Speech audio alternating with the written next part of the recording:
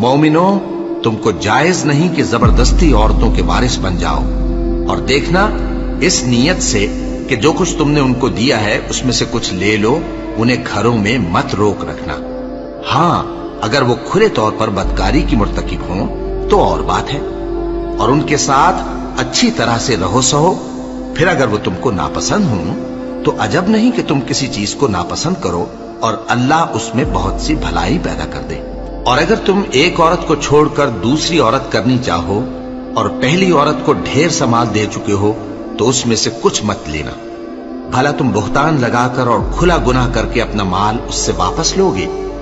और तुम दिया हुआ माल क्यों कर वापस ले सकते हो जबकि तुम एक दूसरे के साथ सोबत कर चुके हो और वो तुमसे पुख्ता अहद भी ले चुकी हैं। और जिन औरतों से तुम्हारे बाप दादा ने निकाह किया हो उनसे निकाह न करना, मगर जाहिलियत में जो हो चुका सो हो चुका।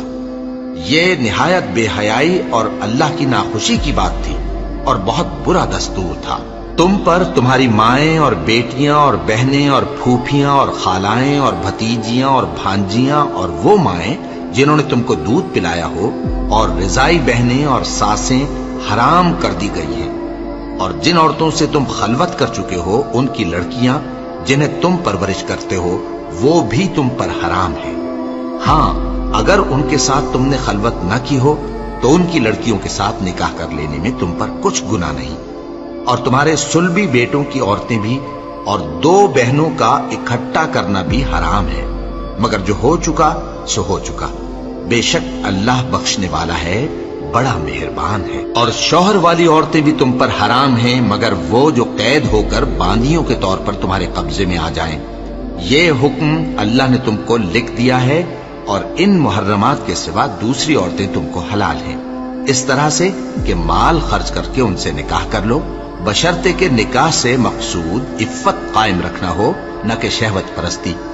तो जिन औरतों से तुम लुत्फ अंदोज हुए उनका मेहर जो मुकर्रर किया हो अदा कर दो। और अगर मुकर्रर करने के बाद आपस की रजामंदी से मेहर में कमी बेशी कर लो तो तुम पर कुछ गुनाह नहीं। बेशक अल्लाह सब कुछ जानने वाला है, हिकमत वाला है। और जो शख्स तुम में से मोमिन आजाद औरतों से निकाह करने का मकदूर न रखे तो मोमिन बांदियों ही से जो तुम्हारे कब्जे में आ गई हो निकाह कर ले। और अल्लाह तुम्हारे ईमान को अच्छी तरह जानता है।